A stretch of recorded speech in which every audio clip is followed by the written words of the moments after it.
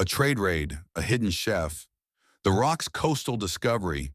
She lived quietly, cooking for her village, until Dwayne "The Rock" Johnson uncovered her secret recipe. Who was this woman? And why did she rise to fight? Stay tuned. This tale will thrill you. It's Sunday, August 3rd, 2025, 6:53 p.m. Plazo 3, Urao. The Amalfi Coast of Italy glows with the golden hues of sunset, the air rich with the scent of olive groves and the sea. Inside a quaint kitchen with terracotta tiles and hanging herbs, Maria Rossi, 48, stirs a pot of simmering seafood stew. Her apron is dusted with flour, her hands weathered from years of cooking, her face marked by faint scars that hint at a life beyond the stove, her dark eyes carrying a quiet resilience. The clatter of pans and the laughter of villagers outside fill the space as locals know her as the warm-hearted chef who feeds their community. But no one probes her past. She's simply Maria. Maria pauses, tasting the broth, and glances at a small radio on the counter, its static breaking with news of illegal trade rings, targeting coastal towns. Armed gangs, abductions. A shadow of unease flickers across her face before she resumes her work, her movements steady. Beneath a locked panel hidden under a rug near the pantry lies evidence of her former life. A signal flare, a radio transceiver, and a smoke bomb. Secrets buried deep, unknown to all. The following morning, a sleek boat docks at the harbor, its wake rippling the azure waters. Dwayne "The Rock" Johnson steps ashore, his imposing figure drawing awestruck gazes from the villagers, part of a global documentary tour to document retired warriors' stories. Commandos, assassins, agents. Dressed in a lightweight white shirt, cargo shorts, and boat shoes, he carries a camera crew, their equipment catching the sunlight. Children gather along the quay, their eyes wide while fishermen nod in respect. Maria, preparing fresh pasta at a market stall, hears the commotion and approaches, offering a warm smile. "Welcome," she says, her voice rich and inviting. Dwayne approaches, the salty breeze invigorating him, and watches Maria knead dough with practiced grace, her hands moving with precision. He notices her strength in the scars tracing her forearms. This chef has a tale, he thinks, his curiosity sparked. Maria hands him a small bread roll, warm, fragrant with rosemary, and Dwayne thanks her, intrigued by the determination in her steady gaze, signaling his crew to set up as the village buzzes with anticipation. Night falls and chaos erupts. An illegal trade ring storms the harbor, masked gunmen leaping from speedboats, their rifles glinting under the pier lights. They seize the port, taking fishermen hostage and using crates as barricades, their shouts blending with the crash of waves and cries of the trapped. Gunfire pierces the air, police sirens distant and faint.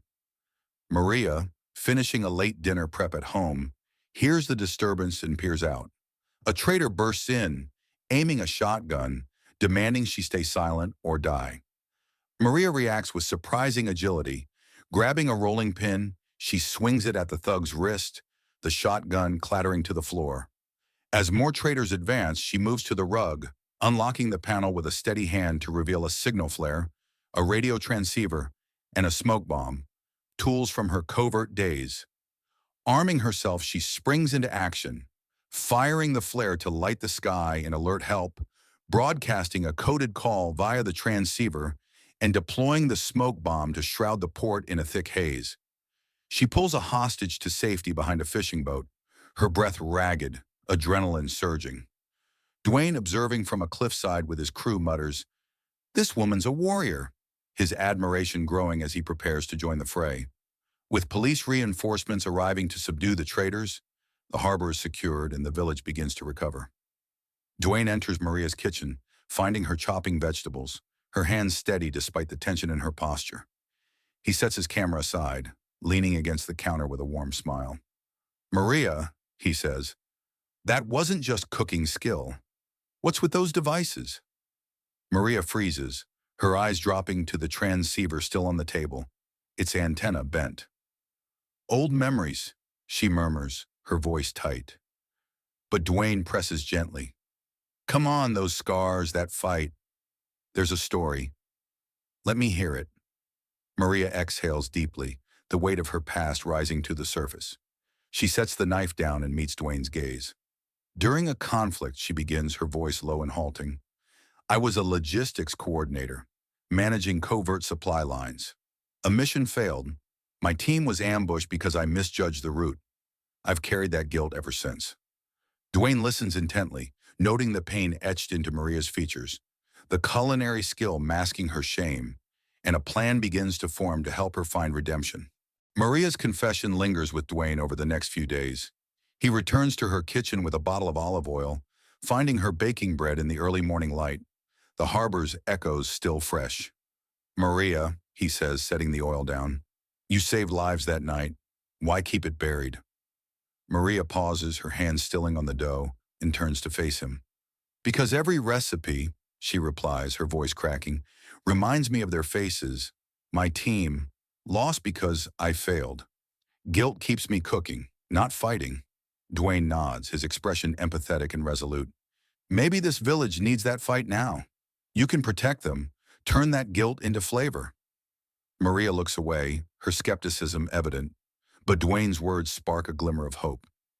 That night, alone in the kitchen, she opens the panel again, pulling out a faded supply log with her team's names, tears welling as memories of the ambush and loss flood back. A week later, on August 10th, 2025, a Flavor and Safety Day is announced. Dwayne and Mariah transform the harbor into a community celebration, setting up tables with fresh pasta, seafood dishes, and local crafts under a canopy of strung lights. Villagers gather, children tasting sauces, elders sharing recipes, the air alive with the scent of garlic and unity. Dwayne calls Maria to a makeshift stage, his voice carrying over the crowd as he recounts her tale. The logistics past, the team's loss, the harbor fight. This woman, he declares, his tone both powerful and warm, turned her kitchen into a haven for us all. The crowd erupts in applause, some villagers approaching Maria with grateful hugs and murmured thanks. She steps forward, clutching the supply log, her voice shaky but firm. Justice and flavor are for everyone. I do this for them, for my team. Dwayne collaborates with local police to dismantle the trade rings network, then launches a safety fund to protect the village, rallying the community around Maria. The harbor becomes a hub of resilience, its flavors reflecting newfound strength. By September 5th, 2025, the village thrives with a renewed sense of culture and security. Flavor and Safety Day's impact lingers, with locals organizing cooking classes and patrols. Maria continues her culinary work, her scars a silent testament to her past, but her spirit now carries a quiet pride. Dwayne visits to bid farewell, presenting her with a hand-carved wooden spoon engraved with Nourisher. This is yours, he says, his eyes reflecting pride. Maria takes it, her fingers tracing the inscription, whispering, "Thank you," as emotion swells within her. The narrative closes with the village's unity strengthened, Maria's redemption shaping a safer, more flavorful future. Dwayne's voiceover seals it. True flavor rises from scars, seasoning hope for all. Maria Rossi proves that. Have you ever met a hidden hero like Maria? Someone who turned pain into purpose? Share their story in the comments and tell us where you're watching from. If this tale inspired you, hit that subscribe button, like, and share to keep these stories alive. Join us next time for another epic journey with Dwayne "The Rock" Johnson.